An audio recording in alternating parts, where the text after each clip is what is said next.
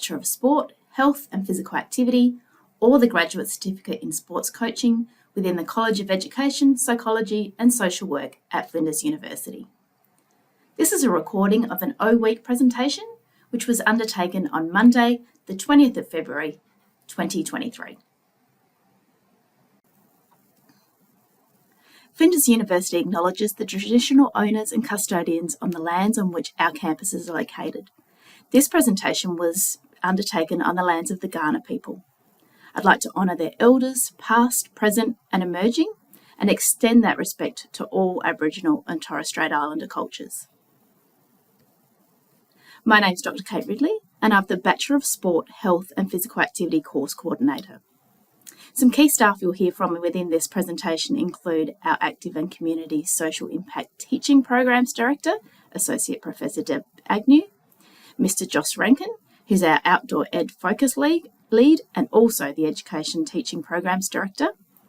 We have an apology from Associate Professor Sam Elliott, who's coordinating the Graduate Certificate in Sports Coaching, and we'll also hear from Dr. Kim Williams, who is our Student Success Lead within the Bachelor of Sport, Health and Physical Activity. So now over to the presentation recording, which begins with me starting to talk about some essentials you'll need to organise before you start your university study. Today's session, I'm going to provide a bit of generic information about being at university. There's similar slides that are being shown all across the university now about things like the Flinders Learning Online system, how to get your ID card, transport options, all those sorts of things, but also some specific study advice within the Bachelor of Sport, Health and Physical Activity. We're all really passionate about sport and active recreation and building active communities and supporting people to be active at work, at play, and while they're studying. And I assume that you all share that kind of passion as well. So well done for choosing such an important topic to study here at university. So first of all, the essentials. Let's start with that more generic stuff. This is a question I've already had in this room. Wi-Fi, if you need to hook up all your devices to Wi-Fi, the network is EduRoam. Your FAN is when I ask for the username, it's your FAN, which is the first 4 letters of your last name, and then you might have some variation of numbers in there, and hopefully have that information already through the enrolment process. And then the password is the password that you've come up with for your FAN already, hopefully. If you haven't, this is this afternoon, this is something we can talk about. Any questions or any other queries that you have about computing and Wi-Fi and those sorts of things, you can go to this link. This session is getting recorded, so you will be able to come back and have a look at some of these web addresses. Your student card. You will have, when you accepted your offer, you would have been given information about this Compass website, which is hopefully guiding you through your enrolment and all the things you need to do at uni. So you can request your ID card through that website and just click on Order My ID Card. Compass has a new student section. If you haven't gone there, I would absolutely get in there as soon as you can, because it's got information about how to enrol and register into your classes. It may be that you have some questions, you're not sure about something. We know we've already sent some communication to some people about the changes in the study plan, where we might have asked you that you might need to make some alterations. If you go to that flinders.edu.au/ask, you'll be able to lodge what's called an Ask Flinders request. Don't ever hesitate to use that, okay? It can be a really small issue or a really big issue in relation to your enrolment, and it will be sent to our lovely course advisors over here, and they can get back to you individually. We also have a Flinders Connect number, and you can click on the option 2 for enrolment advice. We're also here today after this session to help you with that. So before you jump into enrolling in topics, it can be quite overwhelming. You'll click and you'll have a big long list of a variety of different topics. And then you need to register into the classes for that. It's important for you to take a moment and understand your course requirements. Understand the course rule, and I'll show you where you can also find some study plans. So we're going to have a look at that right now. Just going to pop in here. Debbie, you want to tell me if I'm not losing people here through this process? All good? So the two things that I'm going to show you is the Flinders Handbook and where you find your study plans. Now you can navigate through the Flinders website in a variety of different ways, but it also should work. Here's one I prepared earlier at home. If we just go Flinders Handbook, it should be the first thing that pops up. So the handbook allows you to search for your courses, for majors, for individual topics, etc. So we're going to have a look and see if we can find our Bachelor of Sport, Health and Physical Activity. So if I did a sport and a comma, it's the first one that comes up there. Has anyone had a look at this yet? Good, excellent.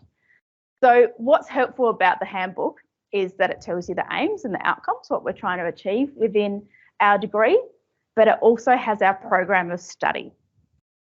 So the majority of you will be enrolling into first year. Some of you might come in with credit, so you might actually be looking at some second year topics as well. And you can click on those here. So what it's telling us is that we have core units. So anyone who is in the BSHAPA needs to complete these core units. So if we click on it into first and second half of the year, these are 3 topics that if you are enrolled full-time, don't have any credit, you should be in these topics. If you're not yet, don't freak out. That's what we're here to help you with today. So we have Introduction to Sport and Physical Activity, Sociology of Sport and Physical Activity, and Learning on Country. Then the Bachelor of Sport, Health and Physical Activity allows you to either choose a major or kind of build your own selection of topics through a designated list to see what kind of suits you, right? Our majors are listed down here. I'm going to show it to you in a variety of different ways. But the majors that we have kind of pre-created to allow people to follow a particular area that we think is really relevant to the BSHAPA, really adds value to your degree, are the Active and Healthy Communities major, the Applied Sports Science major, the Outdoor Ed major, and the Sports Business major. So each of those then, when we click on them, will tell you what you need to take in first year, first semester if you want to do that one. Okay. So that's a lot of clicking. The handbook has some pros and cons. It's got a lot of information in it. If you want to look at it, the whole degree in one, it's helpful to look at study plans. So here we're going to go Flinders study plans.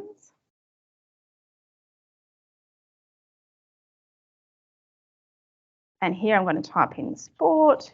Helps if you do the comma because there are some other sport-related degrees such as the Bachelor of Sport Management. But if you do the sport comma, will definitely come up. And here is our degree. This is the general pattern and it shows the whole lot. So that's also a really helpful way of looking at your degree. So this is what you should be enrolled in already because they're core, and then you've got the options. So you either follow a major or you might think, oh, actually, well, I'm kind of interested in some business topics, but I'd actually really like to also take some of the applied sports science topics I'm going to ask him off the bat to have a chat about in a moment. So you are able to build, you do not have to follow a major, okay? You can, pros and cons of both, or you can build your own little major, I suppose, as long as you're following things like topic prerequisites, which is why it's helpful to always check in with us. So how do you choose out of those 4? They're all amazingly good options. Some of the majors are new this year, which has resulted in some of the emails you might have received saying, hey, we've worked out that your study plan's not quite right. Can we help you with that? So we've got some videos. We're going to start with outdoor education, and then Joss might like to have a little chat about that as well. Welcome to Outdoor Education at Flinders.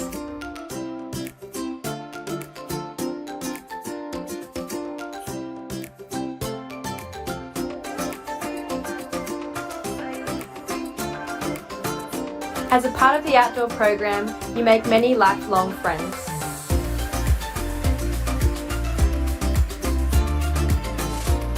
You take your learning to new heights and challenge yourself every day. There is also a strong emphasis on experiential learning, which is one of the best parts of the degree.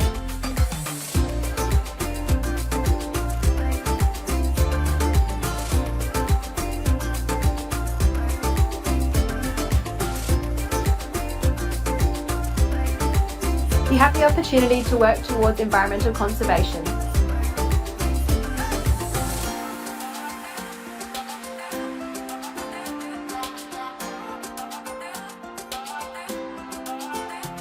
As well as experiencing some of the best parts of South Australia.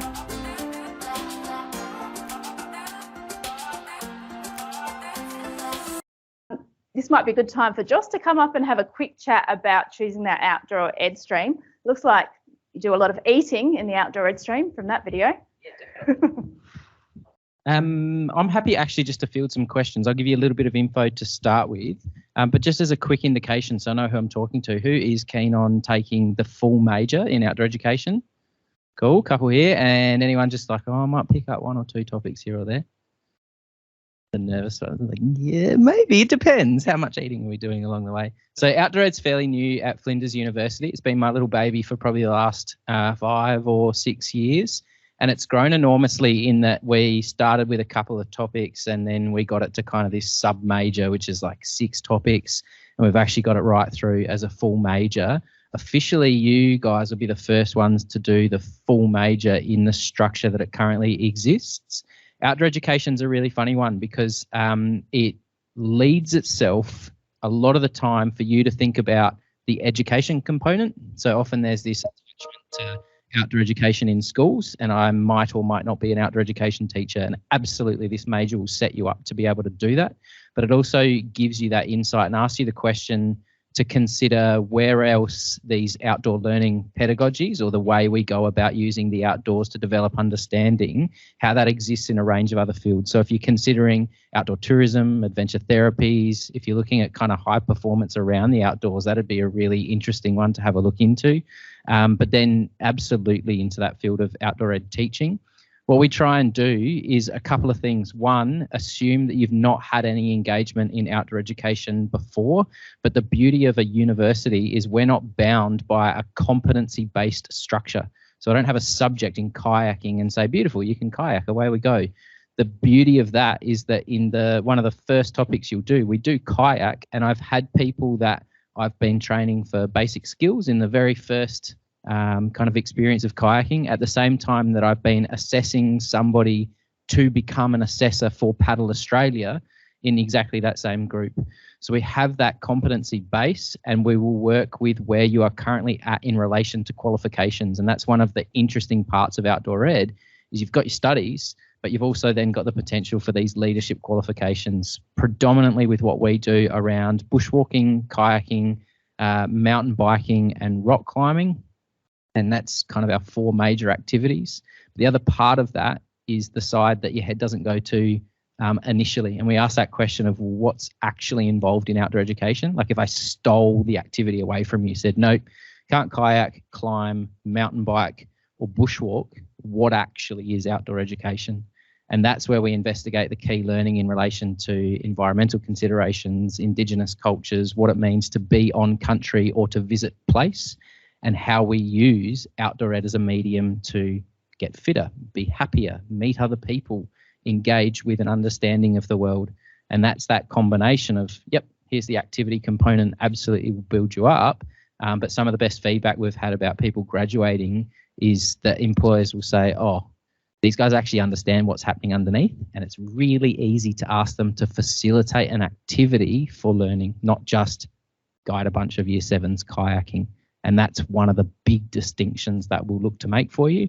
You're actually in a really good time nationally as well for outdoor education, in that for the first time ever, something like 20 universities across the country have come together and gone, we actually need a bit of a common understanding about what people do in different states and at different universities.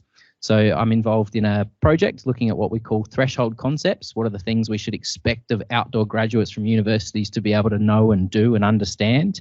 And we're translating some of that information. So if you get really excited and you go, actually, I'm keen to go and work in that program in Queensland, hopefully in the next couple of years, they'll know exactly what you've done at Flinders and what they can expect of you as well. So that's a really cool piece of that project. Any major questions? I'm happy just to sit here and talk about all the mountain biking that I love to do and the fact that we will push you off that 50-metre cliff at Mount Arapiles that you had a look at Holly abseiling down, and it's okay, you won't be the first person that cries, and if you really don't want to do it, I'll let you know that that climb doesn't have any stairs down, and no, it does, maybe. And I've just put the study plan up for Outdoor Ed as Joss was talking.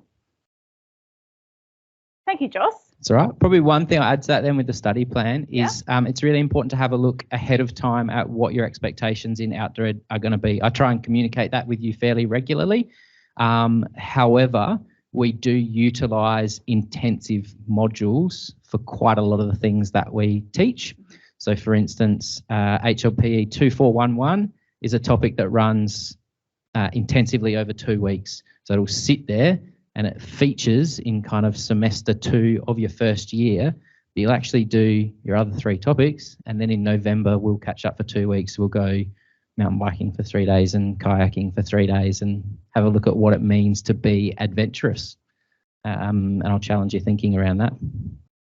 Sounds amazing. Thank you, Joss. And if you're wondering what all the red text, they're the prerequisites.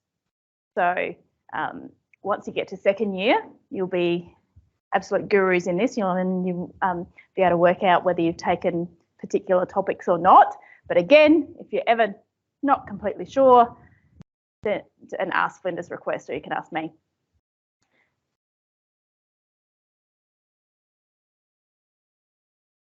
The YouTube. Yes, that might be a little bit more difficult than I thought. Oh, have you? Oh, great. Yeah, I think it might be on an internal drive, but we'll work that out later. Another new major is the Active Communities major, and this one really focuses on working with a broad range of people within the community of various ages, perhaps working in local councils, perhaps working on a number of mining industries actually now employ people to come and be their active living officer, those sorts of things. And we've got a little promo video of our Active Communities major here. Sport plays a critical role in society, from the community level all the way up to the high performance level. There's nothing better than trying to enact positive change within a community setting. Working in a field that you're passionate about is really important. For me, that was sport. The thing I enjoy most about my role is the opportunity to positively influence change and make an impact across communities. I'm an active person and always wanted to work in the health field. Working in the community, you're working with people of all ages and abilities. Some days I'm out at programs, on discovery walks, doing Tai Chi, Aqua Zumba, all fun things like that.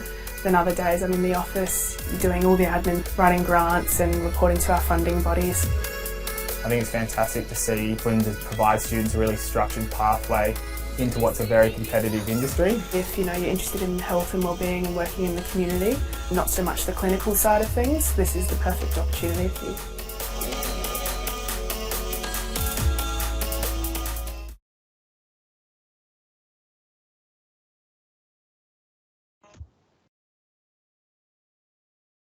And let's have a super quick look at the study plan for that one, because what it really highlights is your ability, if you choose this major, you do a variety of different topics like that you would require if you were working in a local council or in a setting like that. So there's some business. You heard the person on the video talk about the fact that they need to write grants, that they need to manage people, they need to do events. So there's some tourism topics, physical activity and ageing as choices, disability and health topics. So there's a great variety of topics there that can really help you work in a broader community setting. The next one is the applied sports science one, which we'll play, and then I'll ask Kim Williams to come up and perhaps tell us in particular about the accreditation that are possibilities from this one. The Applied Sports Science major is targeted towards students who are really interested in being a practitioner in a sporting setting. Flinders University has heavily invested in teaching staff as well as resources to make sure that students are industry ready. All the content we teach them is industry facing, and it means that any graduate who comes out of these programs are ready to jump into a career of their choosing. Majoring in something like applied sports science certainly makes you more employable. Your ability to integrate within practical settings and utilise those skills across a wide variety of areas in that team sport or sports space is really important.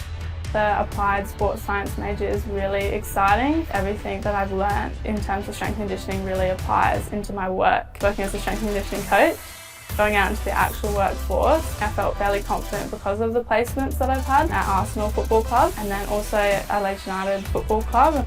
I felt like if I could achieve working with Arsenal, then I could achieve doing anything.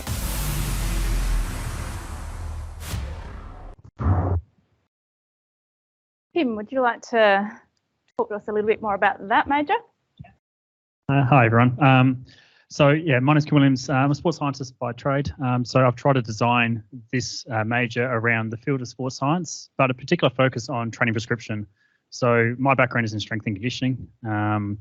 Performance analysis is another area that I've have been involved with. When I say performance analysis, testing-based practices, trying to understand an athlete's status, and then trying to work out what their strengths, what are their weaknesses, and then design training programs in order to enact positive change in regards to their performance.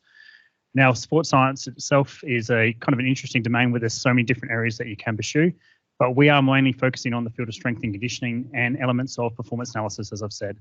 And part of that is we have an ASCA accreditation. So ASCA is basically Australian Strength and Conditioning Association.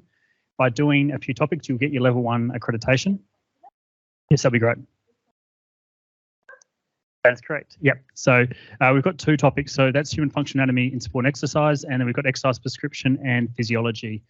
So once you've completed those 2 topics, you'll get your ASCA level 1 qualification.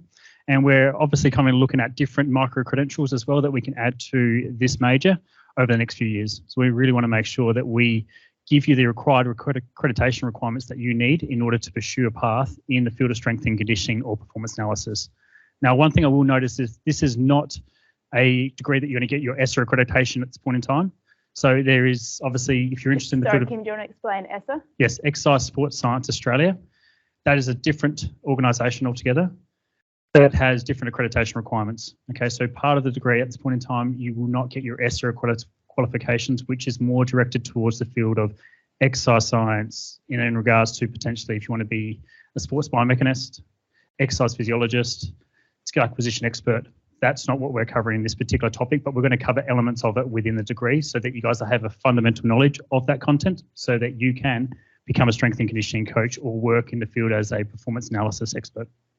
And Flinders does offer exercise science. So we do have a Bachelor of Exercise Science and a Bachelor of Exercise Science / Master of Exercise, Clinical Exercise Physiology. So if you're in this room, it's probably one of either 2 things. One, that you weren't really interested in that clinical exercise science route and you were more interested in our broader sport development opportunities, or perhaps you didn't get into that degree. And if that's the case, this is a great degree to work with within the first year. Try and get what we call your grade point average strong enough to transfer over. And I know there's also some people in the room who, in fact, wanted to get into the physical education degree. Same sort of thing. You can transfer afterwards, or a number of our students, particularly if they're interested in outdoor ed, realise that if they do our program first and then do a Master of Teaching on afterwards, you end up with a really strong qualification. That's some of the intricacies across all of the different degrees that we offer at Flinders. Yeah, Kate, absolutely spot on. And we work closely with the exercise science team. So if you have any questions in regards to what is exercise science, and if that is something of interest to you, and you have, I guess, an ATAR in order to transfer, we can actually help and assist and kind of guide you through exactly what the difference is between the degrees. But we're mainly focused on the practitioner side of things. So again, strength and conditioning and performance analysis is our main focus. So we will be covering topics from everything such as human anatomy all the way up into designing a training program for someone who's recovering from an ACL tear. So that's our focus at this point in time. Any questions for Kim? Was there one? No, sorry. Oh, thought you.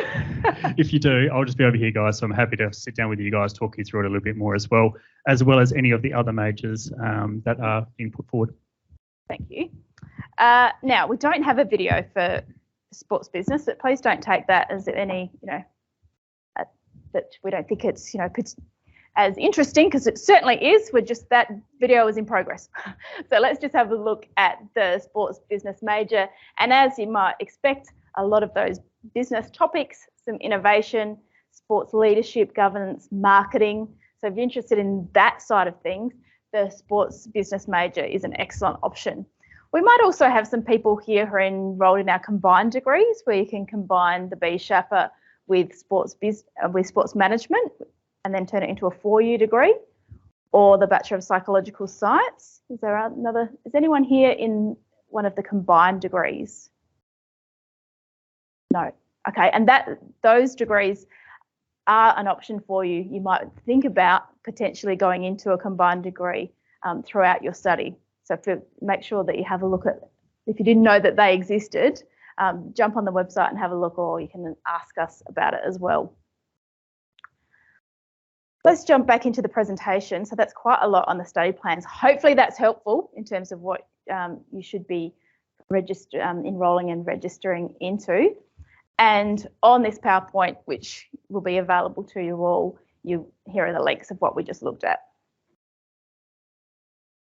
So how to enrol and register? I'm sure a number of you have already done this. You log into the student system, you select the My Enrolment tab, you scroll down to see the topics available, but this is the key point. We really want you to make sure that you're looking at the handbook or the study template before you look at that big list, because it's a big list and some topics in 3rd year and 2nd year don't have prerequisites. So you can get yourself sort of out of order if you're just going and clicking on the link. I see Saya nodding a lot. That might happen a lot with some students. So please refer to those study plans and handbooks first. And then you need to register for classes. So I've added a slide in here talking about some Flinders terminology that might be new to you if you've not been at university before, if you haven't been at Flinders. So you'll see within the topic descriptions, some are in person, means you come and learn with us here on campus, and some are online, or they have a combination of those approaches. We also have lectures, so we have some in-person lectures where everyone's in the one room together learning. We have online lectures or online activities, which will occur through our online learning platforms. I'll talk to you about that in a moment. Then you might have either seminars or tutorials. Those terms are generally used a bit interchangeably, and it's similar to what we're doing here. So sitting together and working in classes in person. And then particularly in our degree, we also have practicals or workshops where we're going to ask you to come dressed for physical activity, and they're generally going to be held either at the Sturt Gym, which is down the bottom of the campus. So when you drive in on the left-hand side there, or at the sports centre, which is here in the main campus where all the food is and where the buses go. So there's a building there called the Alan Mitchell Sports Centre. If you're not sure about the location of any of your first topics in week 1, again, you can ask us today. Something else that's important is your statement of assessment methods. So you'll see that posted within the online learning sites, and that will tell you what your assessments are for each of the topics and how they're weighted. You might not be familiar with the grading scheme yet. We don't use A's, B's, C's, etc. At university, we use from high distinction. So if you get a mark out of 100 of 85 plus, we have distinctions, credits, pass, fails, and then in some topics, like placement topics, you have a non-graded pass. So you just need to meet the requirements. And these things you'll become very familiar with them as you go through your study. You're here for day 1. Seems a bit strange to talk to you about what you could do after your degree, but there's lots of opportunities and it's great for you to think about your future career. So we do have an honours year. So after your 3-year bachelor's degree, if you do well, it's for high achieving students. You could do an honours year, which is predominantly focused on research.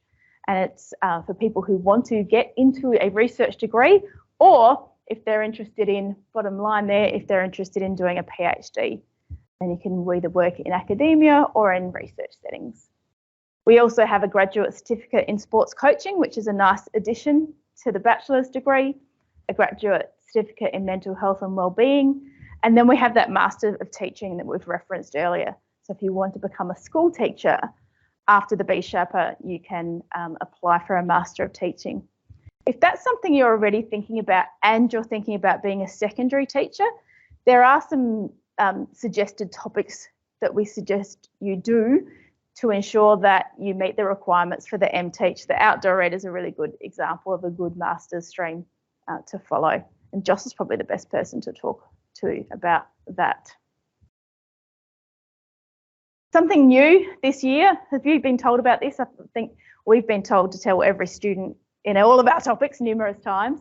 There's something called the unique student identifier, and the government wants you to tell them what it is, and we need to know as well.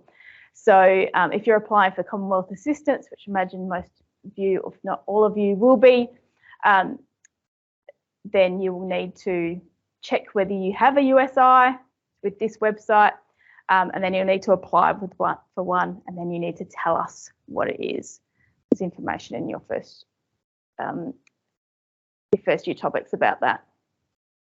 Now, learning environments. So the way that we conduct our topics is through at the moment, two learning management systems, so two online systems. You would have had something similar at school or at other institutions. All the HLPE topics are in our system called Flow, for Flinders Learning Online. Majority of the others are also in Flow, but sorry to be confusing, the College of Business have moved their first year topics to another learning system called Canvas. Okay. So if you choose one of the business topics, your learning system will be in Canvas. How will you know? If you go to this website, it'll tell you, you type in your topics and it will tell you, you need to log into Flow for this one, or you need to log in to Canvas for the other one. There's a variety of different ways, again, that you can find that online, but what I would do is just go into Flinders Octa.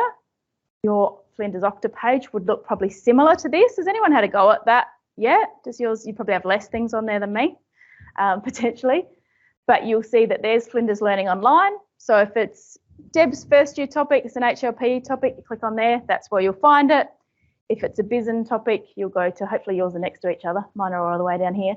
You'll click on Canvas and you'll find that topic in there. Okay, sing out if you need help. How are we going for time? We've got 8 minutes. We've got our laptops today, we can show you things. Parking. Parking's always an interesting topic of discussion at Flinders. You'll need a parking permit. You can either use the alley parking rates. There's information at flinders.edu.au/parking. You can buy a semester pass. The train's here now, which is fabulous. So you can take the train. It takes you 22 minutes to get to the CBD. An important factor about moving around the campus, you might even need to go to Tonsley for some reason, or down to Sturt, up here. It's great for a walk. We all love we're an active community. Sometimes you might need to get there quicker, or it might be pouring with rain, and you might want to take the Loop bus. Deb actually took the Loop bus down to Sturt today. It's good service, isn't it, Deb? Great, she got there quickly. So more information on the website for that parking. Scholarships. So it's worth investigating scholarships. There's up to 3 million of scholarship up for grabs. And some of them can be given away based on financial need or academic merit. And if you go to the website, you'll find out some more information. You never know, you might be eligible for one. And why not you, in terms of applying for one? So we take safety really seriously here at Flinders. So if you do witness any unacceptable behaviour or harassment, it is possible to make a confidential report. There's an email there that you could send it to and a phone number. And just reminding you that it doesn't necessarily initiate a complaint, it's just the first step in terms of offering you confidential support and information. So matters of safety are really important here. There's a lot of student support in relation to health counselling and disability services. There's doctors and nurses down here at the main campus. There are counsellors available. There's a disability advisor who can help you get a plan to help you study if you have a health or a mental health condition. And many students share with us and confidentially share with us their study plans. So please, if you think that you might have grounds or you need some assistance, you might need what we call an access plan, please reach out to these people. And there's a number of self-help resources available too. We also have an after-hours crisis support line. There's a number here on SMS. So whether you or someone that you know here on campus ever needs some help, again, fantastic service. Don't ever hold back. There's the Student Wellbeing Centre, which is called Oasis, and it offers all of these things along the right-hand side: volunteer programs, yoga, forest walks, midday meditation, which sounds fab. So please try and check out as many of the experiences as you can at university. It's part of the fun. We also promote awareness and respect for the diversity of staff that we might have with us. So we have things like a prayer room, conversation groups. There are equal opportunity advisors. There's a pride network and a good vibes experiment. And all of this information you can find on the web with that /support. We're currently in O Week. You've already done some activities.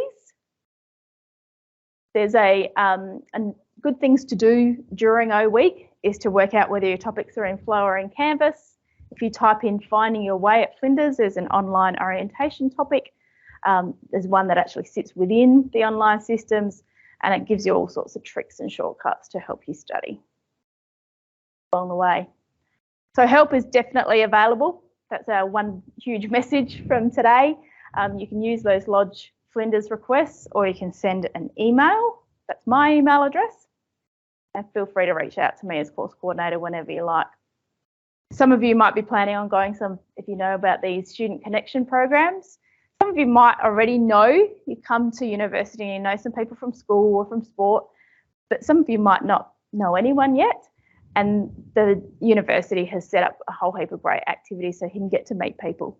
That's the super fun part of it. I think that many of us reminisce that, you know, some of our closest mates are people that we met during uni and had all sorts of, good times together. Connect Week is the first week of university, and there's all sorts of stuff on. So feel free to come, even if you don't have a class that day. Come and check out what's happening at the plaza. Lots of live music. It's a really vibrant week that week. I think we're nearly there. Deb might talk to you quickly about a first year topic. But some top tips, again, the flow going to Okta. Keep an eye out for Ping. Doesn't tell you what it is. It's a newsletter, as we discussed earlier. See if you can go along to any of those Unify sessions and follow us on our socials, on Insta and Facebook. And we've already had a talk from our FISA rep. I might pass over to Deb quickly just because she might talk to about one of her first year topics. Would you like to do that, Deb? And then we've got time for either group questions or individual. Got 1 minute. I'm joking. Thanks. Hi, everyone. In your topic timetables, you will have, once you've done your enrolment, you will have Introduction to Sport and Physical Activity, which starts next week. Your timetables will have a lecture timetable for Monday. This is a hiccup in the system. The lecture is online, so don't come to a lecture on Monday because everything that you need to know for that topic is on Flow. Your lectures will be on Flow and you can watch them in your own time. So I just wanted to flag that. It will get removed from your timetables, but at the moment, probably it will show up that your lecture is Monday and then your classes start Wednesday and Thursday, unless you're doing the fully online version, and then your class does start Monday, but not the lecture. The tutorial starts on Monday. So I just want to flag that quickly. Can we just confirm, given that there are, which particular topic are we talking about again? Introduction to Sport and Physical Activity, HLPE 550, 1550, that's the one. Because Sport and Society does. Yes, Sport and Society is the other one. That's HLPE 1551. That does have a lecture. It's Tuesday and it is on campus. They're both with me and various other staff. So if you've got any questions about either of those two, come and chat to me in a minute. Yep. Great. Thank you for listening through that, I think, information overload. Hopefully you've retained some of it or got some bit of new information that made it worthwhile coming in today. We are available. If anyone does anyone have a broad question that they think other people might benefit from hearing the answer to? All right, again, congratulations, welcome. We're really glad to have you here and we hope that you have a great first semester.